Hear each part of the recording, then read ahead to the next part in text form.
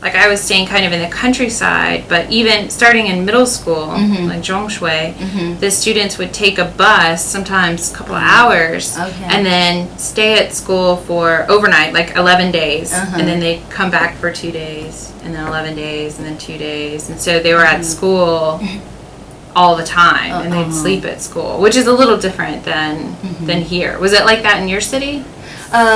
We don't have the school bus in China. Then we have like kind of public transportation in big city, or sometimes the parents just drive cars. Or take the bike. Send the kids to the school. And like for example, my elder brother, he has a girl want to go to a like better high school. Right.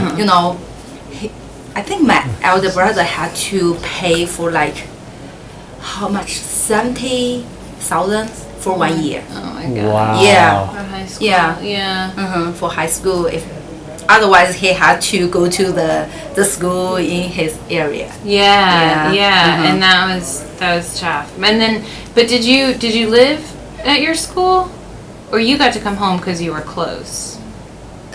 You mean like in Zhongshui or Gaoshui, like in high school? Did you stay and sleep at school? No, because when I was a kid, my apartment is very close to so you didn't my have school. to. So only 5 minutes you can walk from my apartment to the school. So it's not easy. But in big city, the girls have to get up very early, and some of them had to take the public transportation and take like 1 hour to go to school. Right. So it's kind of hard. And they have school very late too. Like the school I was, they would start at like 7 in the morning with their exercises. I sound so I was sleeping.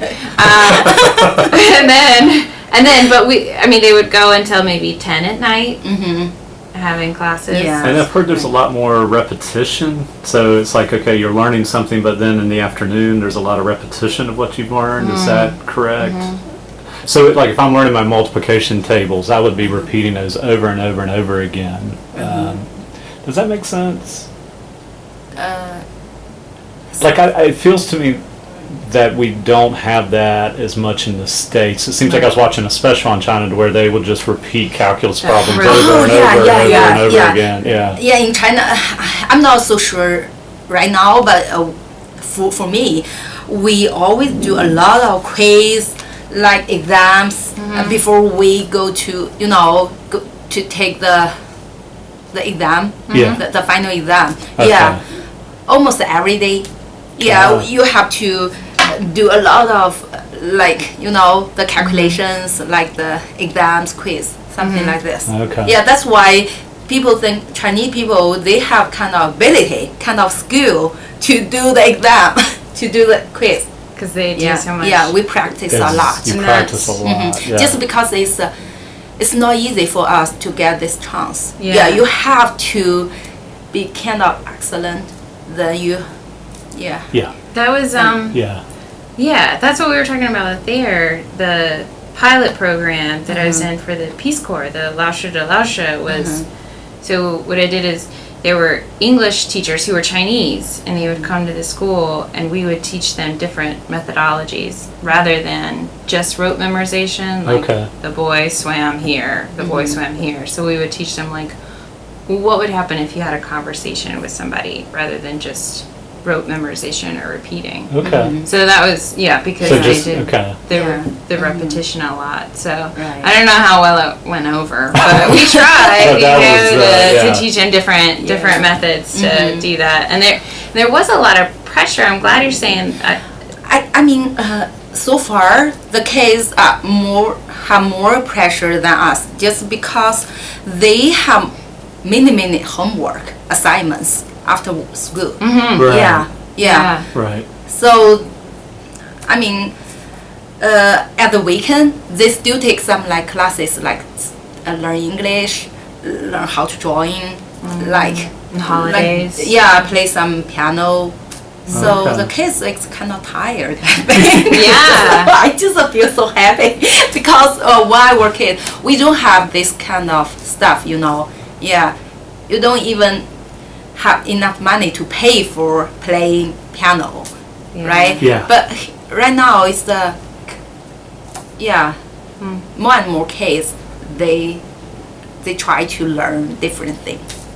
Well, and I think that's when we were talking out there. We were talking about counseling in China. So I said I'd never even heard of counseling when I was over there. But you were saying it's more in the universities, which is good because there is a lot of pressure on them. I remember a friend of mine. She taught at a dashway at a university, and she taught English, and she had a writing assignment of just like a free write. They just write whatever they want. And one kid was like, my mom told me my grandma died because I did poorly on a test. Like there's just so much family pressure. And even like in the schools, you could see I would have 70 or 90 kids whenever I taught in the summer, and they were all perfect, like very well behaved because there's so much pressure to do well. And whereas like here, I got like 30 kids in a class, and I don't know what they're doing. I can't control those children. And actually, it's total different in China and here. So from China, before the high school, you just you have the like chair and like a desk, and you sit there. You can't interrupt. Usually you can raise your hand to ask some question when the teacher teaching. Just because like 60 students in one class. If everybody raises hands to ask questions, I don't think it works for the teacher. So I might start doing that here. Yeah, and we can see how that works for you. With 60, you just kind of take what I'm giving you here, and there's no questioning. And, and also you can't drink, you can't eat food. No. Yeah. So in China they think it's kind of not polite. Right. If you drink something, eat something, and like the faculty is, teaching you something, you just do like this way. No. Yeah. Yeah. I remember. Yeah, they were very. And even like when you are in the class, even like this way, no. You must like this way. Always keep like this way. Did you have military training before you started? I know the freshmen did. They had military training. Usually it's in the university or college. Instead of a high school. At the high school they would have before school would start, so like August, they'd get all the freshmen and you'd see them all in military gear and everything. Right. And they'd be doing their training and their push-ups and their yes, so they know how to act in the classroom. Now, is military service required in China? It's not required, but for the university, usually they do this. Okay. Yeah. Okay. But actually, I took one time in my high school and one time in my university. Yeah. Twice. So it's a very hard. Yeah. So it's summer, very hot, and you have to, practice the position thing like this way. In the playground. The whole day. Oh yeah. Oh wow. Over like a couple weeks. Yeah, we would watch them. Yeah. Though I would say, they are so, or when I was in China, everybody was so hospitable. They're so kind, and it was an interesting dynamic with the students because in America, I would I wouldn't say never, but I wouldn't really go out to eat with my students. Like that would be like a boundary I wouldn't cross. But in China, my students were like, "We're gonna take you to hot pot. Let's go." And then drinking was big and smoking, and like we would go to the how old are these folks that are taking you to dinner? Some of them are adults, but some of them are high school students or college students. And then when we would visit like the countryside schools and the elementary schools, the principals and stuff would greet us with like a carton of cigarettes and Coke and be like, "Let's go take shots of baijiu." Baijiu. It's a kind of white one. Okay. It's very spicy. It's not like the spicy like the food.